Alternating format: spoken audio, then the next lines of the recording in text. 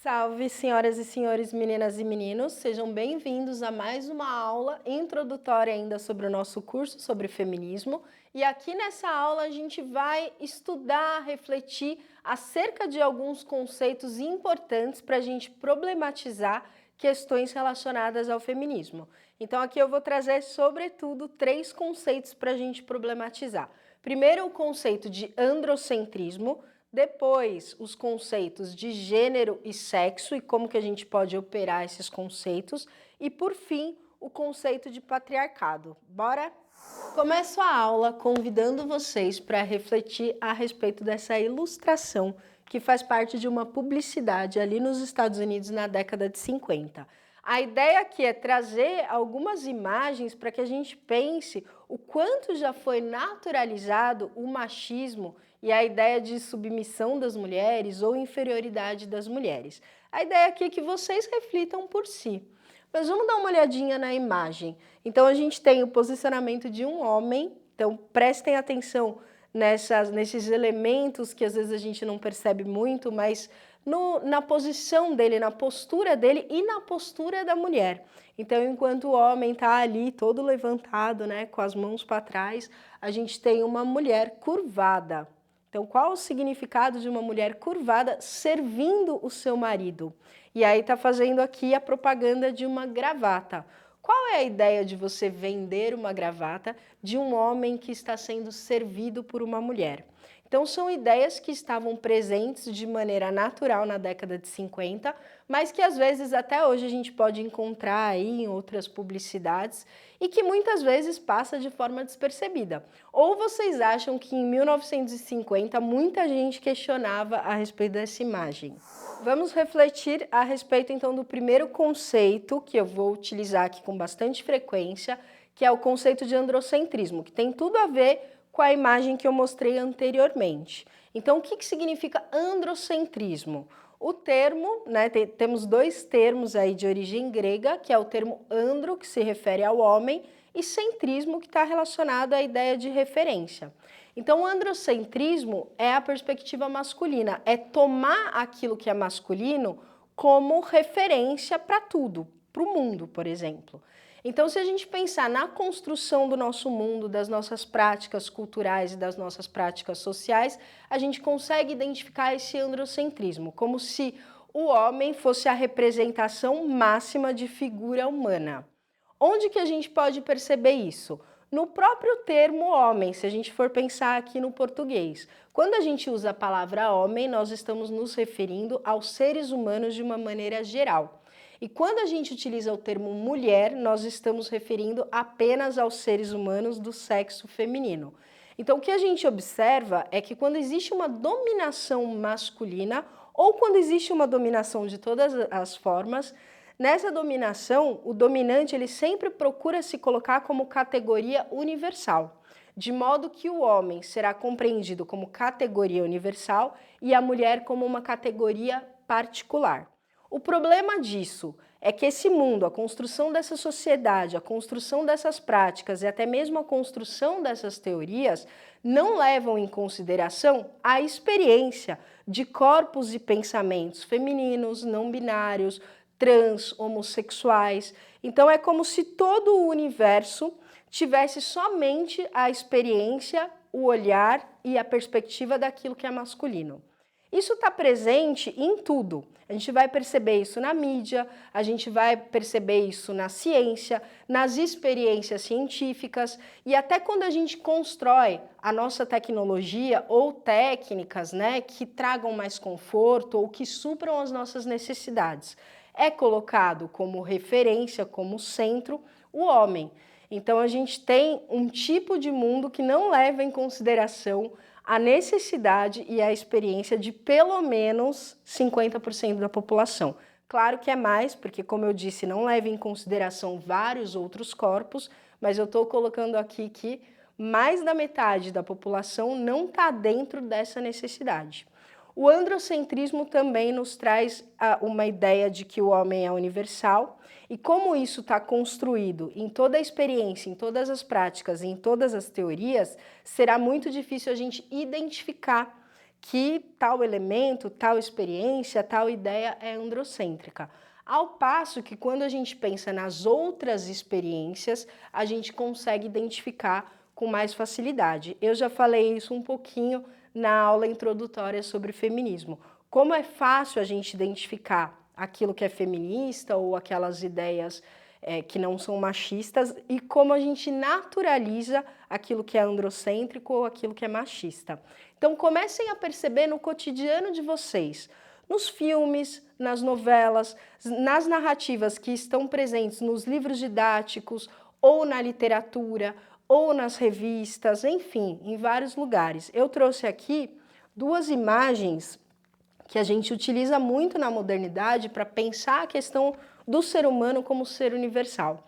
Essa ideia do homem como ser universal é muito forte no Renascimento, né? Ela surge com muita intensidade ali no Renascimento de uma forma diferente. E a gente consegue identificar isso nas obras. Aqui eu tenho a criação de Adão e o homem vitruviano do Leonardo da Vinci. Ali é a ideia do que seria o homem, né? A gente tem uma característica no Renascimento de antropocentrismo, de entender que o homem é o centro do universo, e aí estou falando de ser humano, mas esse ser humano será identificado sempre como uma figura masculina, tanto ali no homem vitruviano, quanto aqui na criação de Adão. Então a gente já sabe que tem toda uma narrativa também androcêntrica na Bíblia, que a gente poderia problematizar de forma mais profunda, a ideia não é fazer isso agora, mas que nós temos ali uma figura de humanidade masculina, biologicamente inclusive masculina, e a figura de Deus, Criador, como também uma figura masculina. Então toda a narrativa da nossa história é androcêntrica, e é bom a gente começar a ter essas percepções, porque não necessariamente o mundo tem uma só perspectiva, né? Mas para que a gente possa refletir ainda mais a respeito desse conceito de androcentrismo, eu tirei aqui do Dicionário Crítico do Feminismo essa ideia de androcentrismo para a gente pensar um pouquinho melhor. Vamos ler junto, você tem aí no seu material. Toda relação de dominação entre dois grupos ou duas classes de indivíduos impõe limites, sujeição e servidão àquele que se submete.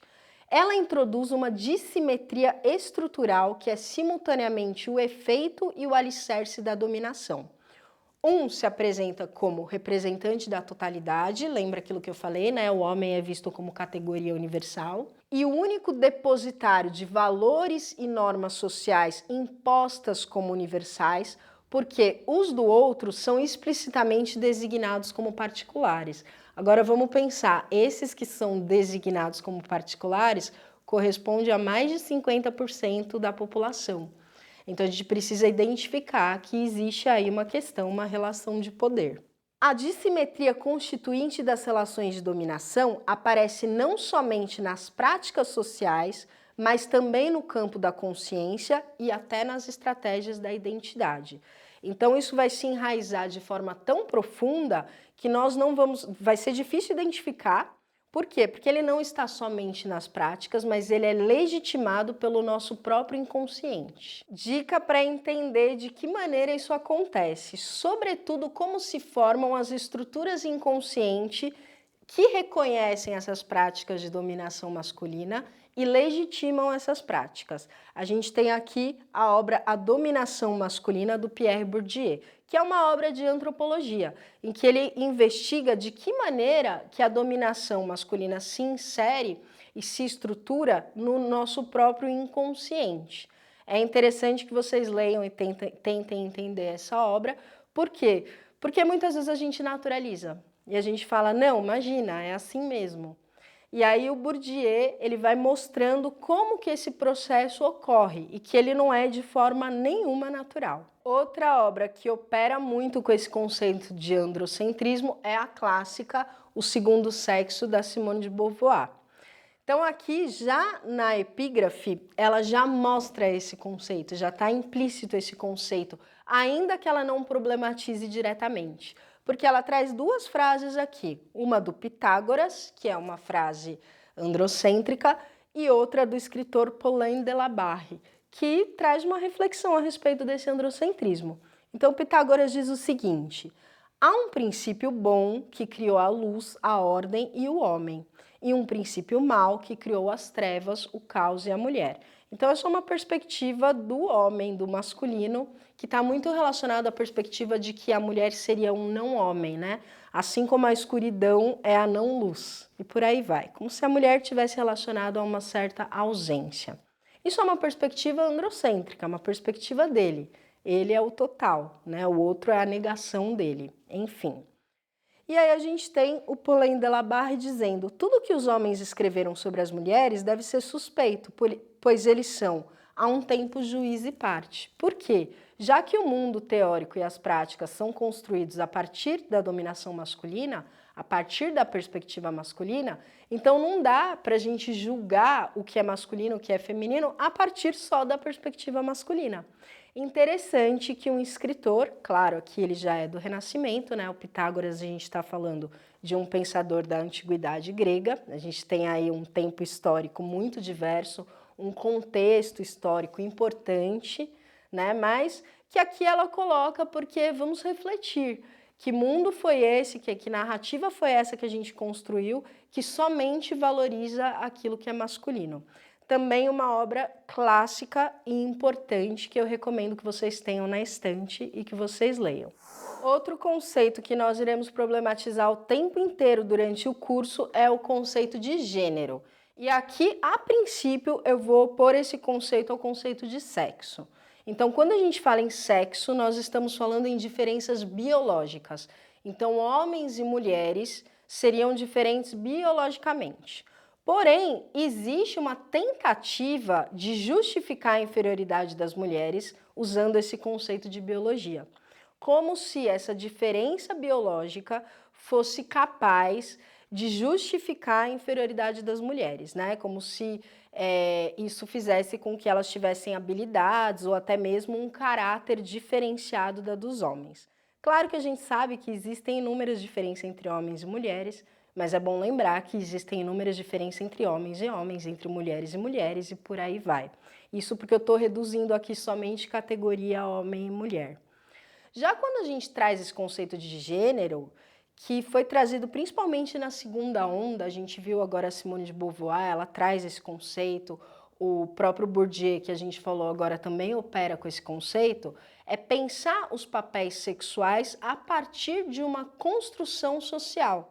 Então, é a sociedade quem vai construir gênero feminino e gênero masculino de forma diferente, trazendo uma expectativa diferente relacionada aos dois. Então, o que vai se esperar de uma menina e o que vai se esperar de um menino? Isso já começa no útero, né? Na hora que a mãe vai decide, ou melhor, na hora que a mãe sabe se vai ser menino ou se vai ser menina, ou que ela cria uma expectativa, nossa, será que é menino ou será que é menina? E ela começa a comprar roupas adequadas para menina, roupa adequada para menino, e aí a gente começa com o sexismo, com aqueles papéis que, isso é homem, isso é mulher. Então a gente precisa, num primeiro momento, entender que isso é uma construção social, que não existe justificativa de essência ou de biologia para o comportamento dos dois, mas a ideia é ir mais além. Porque a própria ideia de sexo, que eu falei que é biológico, ela também é uma construção social, na medida que ela se constrói como um discurso somente a partir do século XIX. Então a gente vai ver que os discursos eles vão sendo modificados o tempo inteiro. Então o que seria ser sexualmente, né, designada como mulher? O que seria ser biologicamente designado como homem? Enfim, então tudo isso também pode ser questionado e vários feminismos, como vocês vão ver, questionam essa ideia de sexo e gênero e pensam, né, em outros possíveis sexos, outras possíveis sexualidades, outros possíveis gêneros, como que se dá essa construção, enfim, é uma infinidade de reflexão que esse conceito de gênero e esse conceito de sexo, ou melhor, o questionamento a respeito desses conceitos, nos proporcionam. O conceito de patriarcado, vocês vão notar que muitas feministas utilizam esse conceito o tempo inteiro para pensar a respeito da dominação masculina. Aliás, algumas feministas preferem usar o conceito patriarcado e outras preferem usar o conceito dominação masculina. Existe um pouco de diferença entre os dois. Mas basicamente a ideia é pensar como as instituições sociais, de uma forma geral, a partir das estruturas sociais, mas a gente pode pensar todas as instituições, a instituição igreja, escola, família, enfim, como que elas se formam a partir da dominação masculina e quais são as consequências disso. Então, lutar para que acabe o machismo, na realidade, é pensar qual é a origem disso, como que o machismo se estruturou por meio do patriarcado ou da dominação masculina, e qual foi o desenvolvimento e as consequências disso. Eu trouxe aqui uma reflexão a respeito do que seria o patriarcado de duas grandes feministas, que é a Kate Millett e a Juan Scott, e eu vou ler aqui com vocês, está aí no material. Cabe destacar que o patriarcado não designa o poder do pai, mas o poder dos homens ou do masculino enquanto categoria social. O patriarcado é uma forma de organização social na qual as relações são regidas por dois princípios básicos. Primeiro princípio: as mulheres estão hierarquicamente subordinadas aos homens. Segundo, os jovens estão hierarquicamente subordinados aos homens mais velhos. A supremacia masculina ditada pelos valores do patriarcado atribui um valor maior às atividades masculinas em detrimento das atividades femininas. Legitimou o controle da sexualidade, dos corpos e da autonomia feminina. Estabeleceu papéis sexuais e sociais nos quais o masculino tem vantagens e prerrogativas. Esse conceito é fundamental para a gente entender pequenas práticas do dia a dia, como, por exemplo, um assédio que você sofre na rua. Qual é a origem desse assédio? Provavelmente a origem se encontra no patriarcado, porque isso está relacionado, por exemplo, ao controle dos corpos. Como que se inicia a ideia de tentar controlar os corpos? Que os corpos das mulheres não pertencem a elas, estão sempre subordinados ao outro, ao homem. Então são reflexões importantes para a gente tentar compreender da onde surge pequenas ou grandes opressões e violências que nós sofremos no nosso dia a dia. Fica aí então a reflexão desses três conceitos importantes para a gente pensar o curso inteiro, que é o conceito de androcentrismo, o conceito de sexo e gênero e o conceito de patriarcado. Espero que vocês tenham compreendido. Beijos e até a próxima aula.